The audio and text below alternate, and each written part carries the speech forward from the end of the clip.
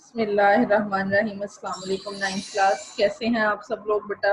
उम्मीद है आप लोग ठीक होंगे। अल्लाह ताला आप सबको अपने हिफ्ज़-ओ-अमान में रखे। रमज़ान कैसा चल रहा है आपका? इस बाबरकत महीने में अपने इर्द गिर्द जो नादार और गरीब लोग हैं उनका भी ज़रूर ख्याल रखें। अच्छा बेटा, आज 27 अप्रैल है और आज हमारा समर पैक की जो नेक्स्ट एक्टिविटी है वो भी यूनिट नंबर 2 से है। कंप्लीट हमारी जो 9th क्लास के सेक्शंस हैं उनका काम सेम चल रहा है, चाहे वो जूनियर है चाहे सीनियर है। सिर्फ डिफरेंस इतना है कि जूनियर उसको राइट भी कर रहे हैं और सीनियर सिर्फ जो है वो उसको याद कर रहे हैं। तो सीनियर को ज़रा ज़्यादा फोकस करने की ज़रूरत है। उसकी रीज़न ये कि कभी भी एग्ज़ाम का शेड्यूल गवर्नमेंट की तरफ से जारी हो सकता है। तो कोविड-19 कभी भी जो है ये हमारा लॉकडाउन ख़त्म हो सकता है। अल्लाह ताला हम सबको अपनी हिफ्ज़-ओ-अमान में रखे और जल्द से जल्द हमें इस वबाई बीमारी से निजात दे ताकि ज़िंदगी हमारी जो है वो मामूल पे आ सके। तो इसलिए बेटा आपने हर वक्त अपनी जो आपका सब्जेक्ट है तो आपसे आपके 9th ग्रेड के हवाले से जो भी आपके सब्जेक्ट्स हैं आपने उनको हर वक्त तैयार रखना है। अच्छा बेटा, नेक्स्ट हमारा ये हम दूसरा यूनिट पढ़ रहे हैं, पाकिस्तान का क़याम। हमने ऑलरेडी तमाम लेक्चर्स में इसको पढ़ लिया हुआ है और आजकल हम इसकी क्योंकि समर वेकेशन चल रही है तो समर एक्टिविटी जो है हमारा डेली का जो होमवर्क है वो हम कर रहे हैं। आज का जो हमारा काम है जिसको जूनियर 9 याद भी करेंगे और राइट भी करेंगे, जबकि सीनियर 9 सिर्फ याद करेंगे। उसमें देखें, खाली जगह आपकी है यूनिट नंबर 2 से और इसको आपने देखना है। खाली जगह जो है इसको आप लोगों ने करना है क्योंकि एमसीक्यूज और कॉलम हमारे कंप्लीट हो चुके हैं प्रीवियस लेक्चर्स में। तो आज हमारी जो है वो खाली जगह है। इसमें सबसे पहले जो है वो कहता है जी, डैश ने सिविल नाफरमानी और हिंदुस्तान छोड़ दो की तहरीकें चलाई। अच्छा, ये भी आपको सिर्फ एमसीक्यूज की फॉर्म में ही आएंगे, ये आपको खाली जगह या कॉलम नहीं आएंगे बोर्ड का, क्योंकि आपका पैटर्न एमसीक्यूज का है।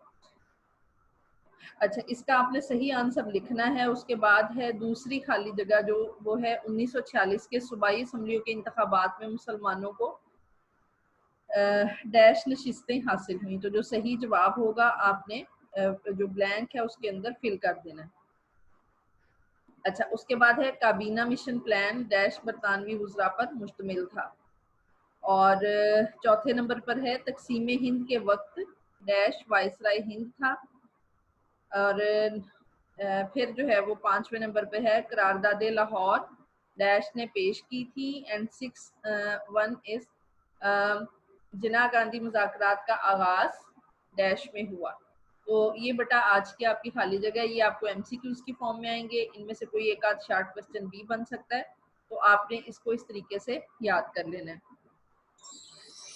अच्छा, उसके बाद जो आज के हमारे शार्ट क्वेश्चंस हैं वो हैं रूल्ड एक्ट 1919 पर कायदे-आज़म का मौक़िफ़ बयान करें।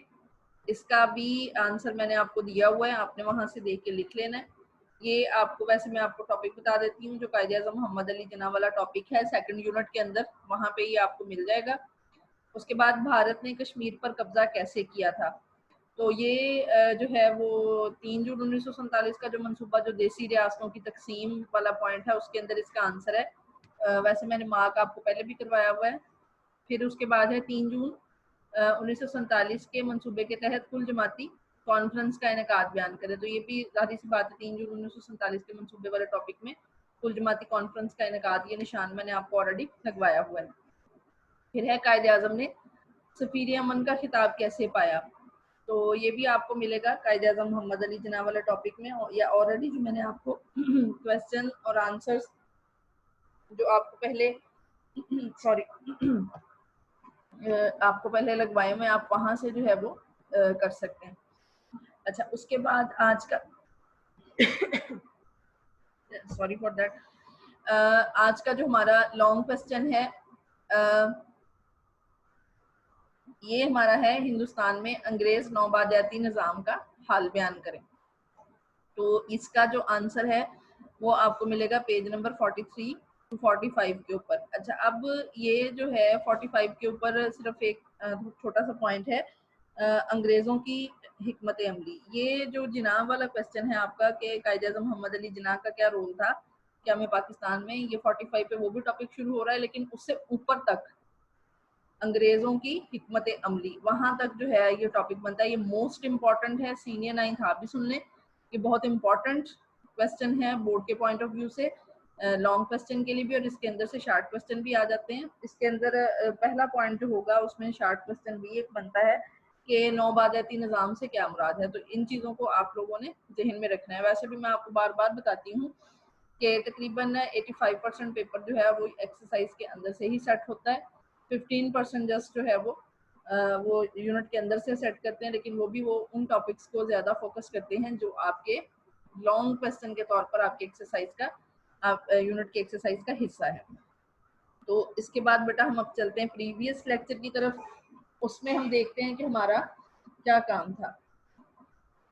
वो आज आपको मैं सॉल्व करवा देती हूँ, उसके बाद फिर हम आज की जो है वो वीडियो भी देखेंगे। उसमें मैंने आपके लिए सेलेक्ट की है कि जो फॉरेनर्स हैं, जो दूसरे स्कॉलर्स हैं, स्टूडेंट्स हैं दूसरे कंट्रीज के, वो पाकिस्तान के बारे में रिसर्च जब करते हैं तो वो कैसा पाकिस्तान को पाते हैं और किस तरीके से वो अपने डॉक्यूमेंट्रीज या अपनी जो उनका रिसर्च वर्क है उसके अंदर वो पाकिस्तान को शो करते हैं। अच्छा, ये जो कॉलम है ये हमारे सैटरडे वाले लेक्चर का हिस्सा है, इसका आंसर मैं आपको बता देती हूँ। ये देखें, शिमला कॉन्फ्रेंस आई थी 1945 के अंदर, आप शिमला कॉन्फ्रेंस को टैली करेंगे 1945 के अंदर। रोल्ट एक्ट आया था जी 19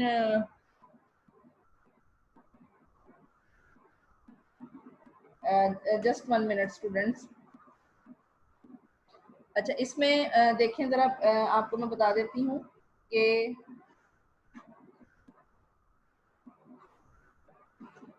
हाँ जी बिल्कुल, रोल्ट एक्ट जो है कंफर्म है, ये आपका आया था 1919 में। रोल्ट एक्ट आता है 1919 में। क्रिप्स मिशन आपका आया था 1942 में। काबीना मिशन प्लान आपके आए थे, हुआ था 1946 में, और जिना गांधी मुज़ाकरात हुए थे 1944 में।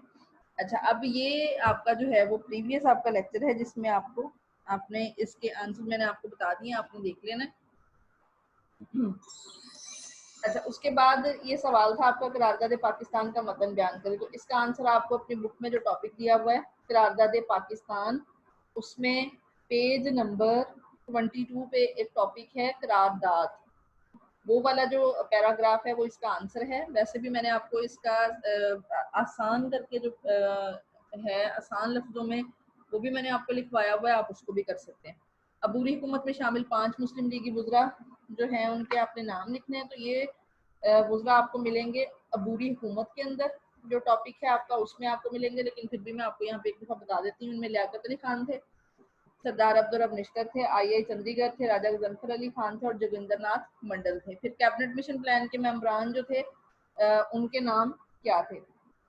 तो काबीना मिशन प्लान जो है उसके अंदर 3 मेंबर थे, और उनमें सर स्टेफोर्ड क्रिप्स थे, ईवी अलेक्जेंडर थे, और सर पैट्रिक लॉन्स थे। तो ये 3 है, ये आपको पेज नंबर 32 पे इसका आंसर मिल जाएगा, काबीना मिशन प्लान के मेंबरान के नाम। और उसके बाद हमारा ये कल वाला लॉन्ग क्वेश्चन था कि हमें पाकिस्तान में कायद-ए-आज़म का किरदार बयान करें, most important long question board के पॉइंट ऑफ व्यू से। तो ये 45 टू 46 तक जो है आपका इसका आंसर था, आप इसको देख सकते हैं। उम्मीद है बेटा आपको आज की होमवर्क की समझ लग गई होगी, और साथ ही आपको जो है वो ये भी समझ आ गया होगा कि हमारा जो प्रीवियस लेक्चर था उसके आंसर क्या थे। तो आज की वीडियो हम देखते हैं।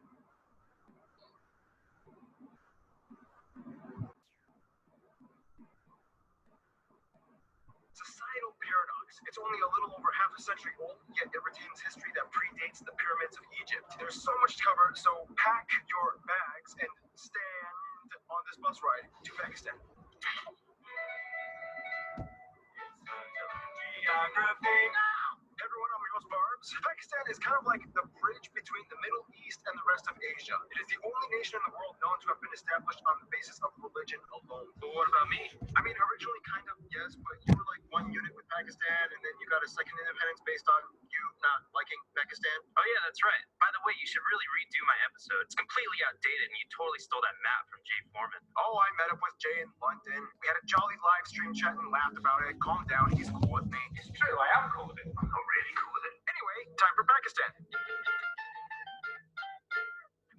Pakistan. It's interesting because even the name, which means pure land, is even an acronym for the 5 former regions of British India that joined together: Punjab, Afghania, Kashmir, Sindh, and Balochistan. Pakistan! Later, the I was added to just help with pronunciation. Anyway, the map. Pakistan is located in South Asia, surrounded by Iran, Afghanistan, China, and India, with the Arabian Sea and Gulf of Oman in the south. The country is divided into 4 provinces and 3 territories, including the capital Islamabad that acts as its own territory. Keep in mind the northern territories are administratively operated under Pakistan's government, but India still claims parts or most of them. The country's largest city and former capital, though, is Karachi in the Sindh province, with about 15 million people. It holds the largest and busiest airport, Karachi Jinnah International, and the largest shipping port, the port of Karachi, which handles about 60% of the nation's cargo. However, the largest deep-sea port in the world is actually here in Qadeer. Recently, it has been going over massive renovations and construction funded by the Chinese as a means to help with access to the Indian Ocean. The nation's second largest city is Lahore in the Punjab province, which holds the 3rd busiest airport, Lahore Allama Iqbal International. The country has a vast, wide rail network extending from Karachi to Peshawar in the north, with branch lines extending to Iran, Afghanistan,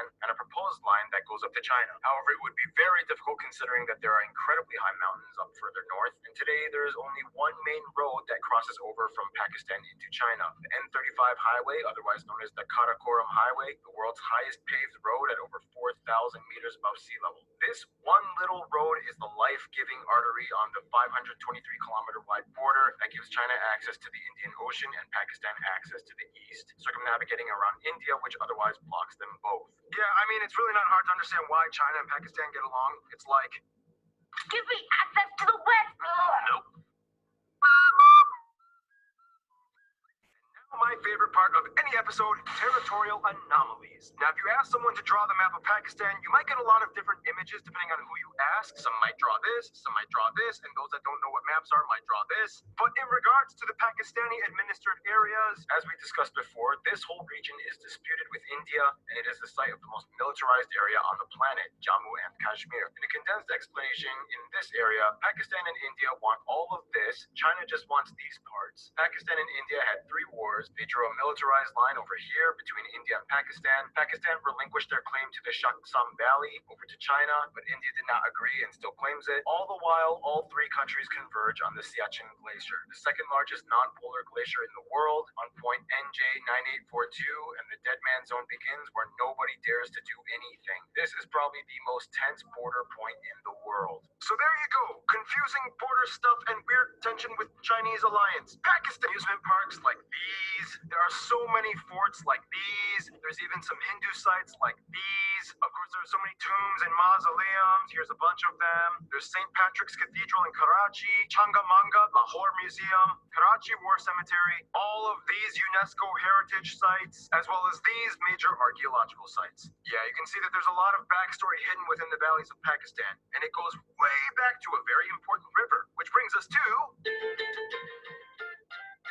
Pakistan's landscape is incredibly diverse. If you look at Pakistan from above, you'll notice it has some very prominent and distinctly contrasting features. And it's very interesting how Pakistan used these features to their advantage. For one, Pakistan is kind of precariously situated right at the convergence of the Indian, Arabian, and Eurasian plate zones. This is what has created the dry, hilly area known as the Sulayman Range and the Balochistan Plateau in the southwest. Despite the Balochistan province, the largest one, taking up about 44% of the country's land, only about 6% of the population lives here. This effectively makes Balochistan and Azad Kashmir the earthquake capitals of Pakistan. The capital of Balochistan, Quetta, was nearly destroyed in 1935, yet rebuilt. In the north, you can find the tallest peak, K2, or Chogori, the second tallest mountain in the world, straddling the border with the disputed Shaksam Valley that both India and China claim. Keep in mind, 5 of the 14 tallest peaks in the world, known as the 8,000ers Club, are located in the north of Pakistan, 4 in the Gilgit-Baltistan territory alone. From there going south, you see the one iconic powerhouse lifeline of the entire nation, the Indus River. Fed by snowmelt from the mountains up north, this is the longest river in the nation that has dozens of branches and tributaries that essentially feed the entire country. In fact, the Indus River Basin is the world's largest irrigation system with over 58,000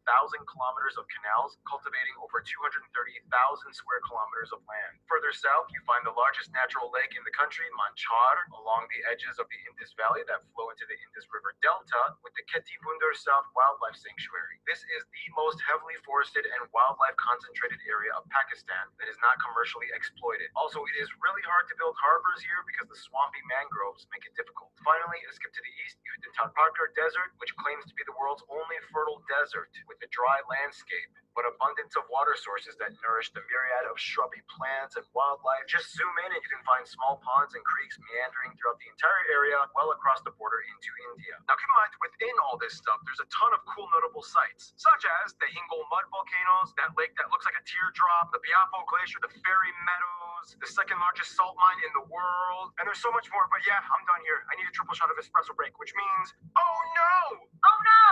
Oh no! Oh, Noah.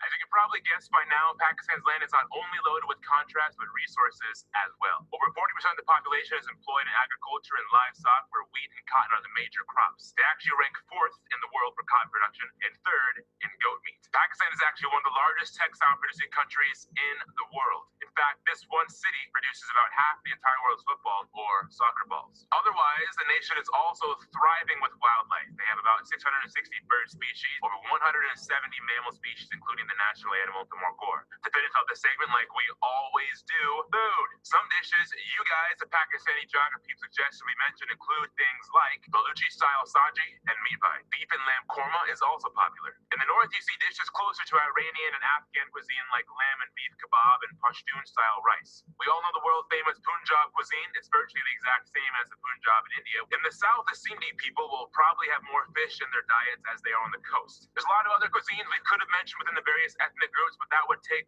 way too much time. We can, however, talk about the people groups in this next segment.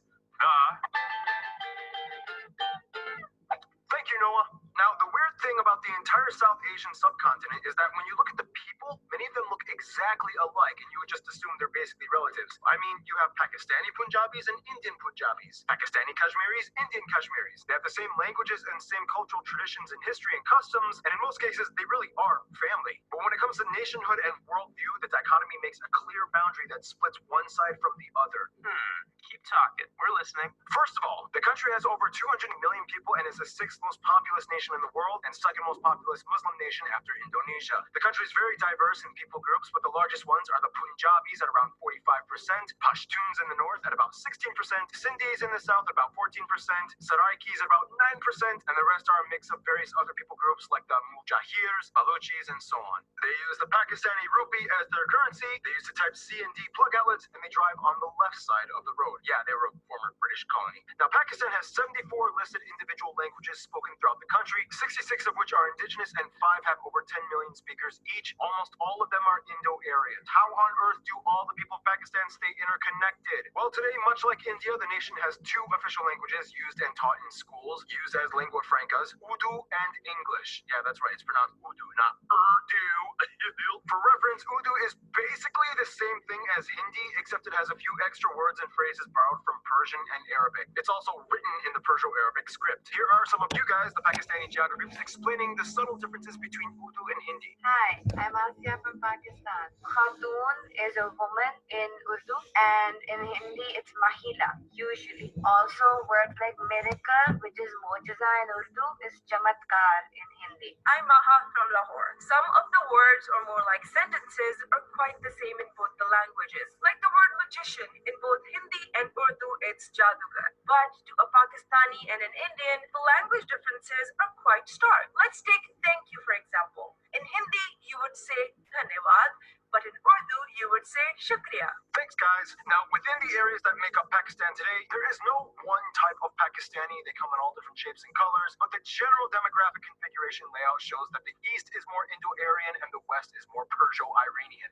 We don't have time to explain the culture behind all the many people groups of Pakistan, but we can highlight the largest ones. Let's start off. Punjabis. They are the river people. The word Punjab even means land of five waters. They are the backbone of the Indus River Valley. They're known for having a lot of agriculture or artisan-associated people. But basically, everyone knows that Punjabis are like the partiers of Pakistan. Their cousins, the Saraiki of the south, are kind of like a weird fusion between Punjabis and Sindhis. They love cooking with these flowers and are famous for their Jumar dancing. Sindhis are the southerners of Pakistan that rule the delta and the largest city, Karachi. They are kind of known for being the money handlers, the business guys of Pakistan that keep the gears running on the financial side. Sufi Islam has a huge impact on Sindhi culture. And Pashtuns. These are the same Pashtuns that we talked about in the very first Geography Now episode, Afghanistan. Ooh, remember those days? Ooh, they are an Iranic people group related to the Persians and Afghani groups, not Indo-Aryan. Many of them still follow Pashtunwali, or the ancient self-governing tribal system that regulates everyday life activities in Pashtun communities. They have their own traditional clothing, festivals. Many celebrate Nowruz, the Persian New Year.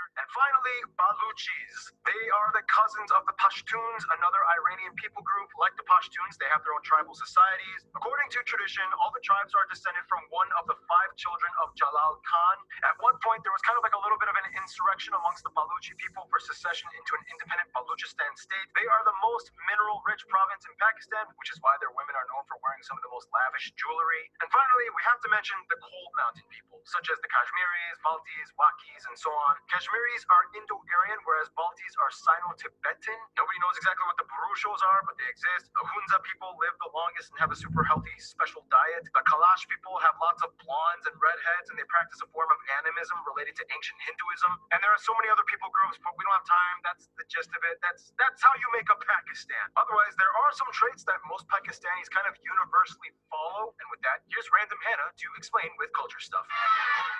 In Pakistan, no matter what region you go to, you are very likely to see the traditional dress called shalwar kameez. They come in all different colors and designs. India has Bollywood and Pakistan has Lollywood, the term used for the film industry centered around Lahore, mostly producing Urdu-speaking films so everyone can understand. Pakistan also has the most active and numerous UN peacekeepers, usually working in Islamic countries to help as mediators in religious-based conflict.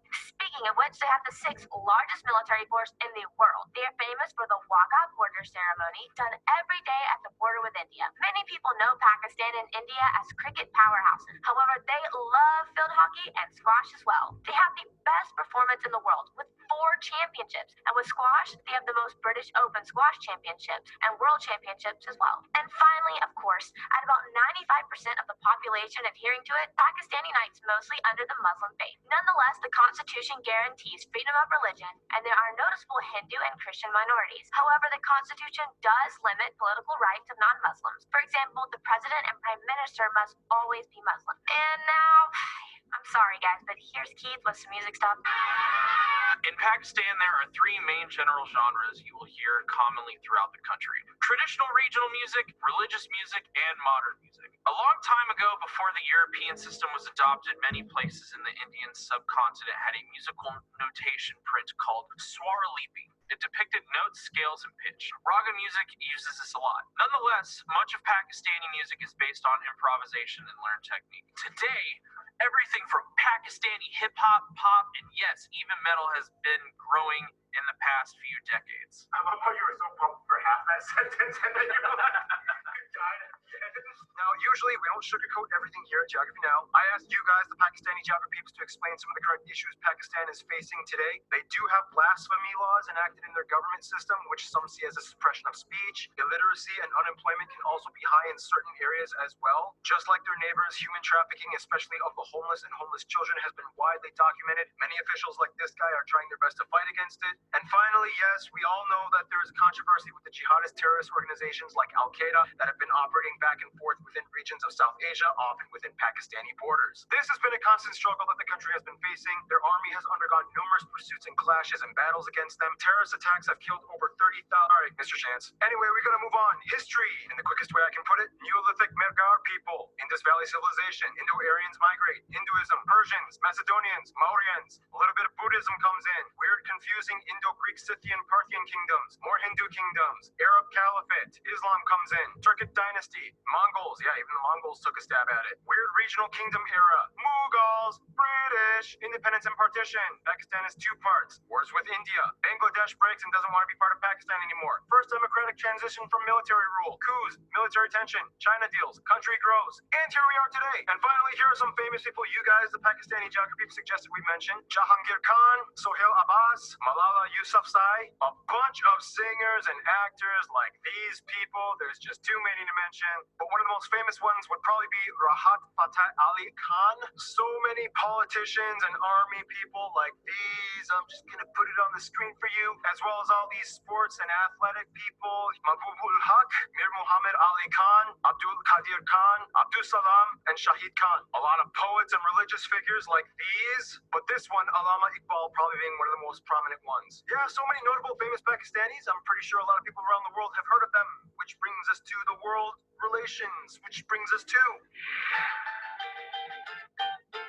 Now, you have to understand, Pakistan was kind of like a constructed state to consolidate religious communities in a former empire. So that means with Pakistan, a lot of their diplomacy depends on strategy. For one, even though they were a former colony, they still have a somewhat neutral-ish kind of amicable relationship with the UK. The UK has the largest population of Pakistanis in Europe. Many come from East Saudi Arabia, Kuwait, and are like their love-hate cousins. Bangladesh also have a somewhat love-hate relation. China moved on and have good relations once again. In terms of their best friends, however, many Pak China, each country's people are welcomed in each other's brother. They love to travel to both of these nations and even go so far as to support Azerbaijan's side in the controversial disputes with Armenia. Coming up next.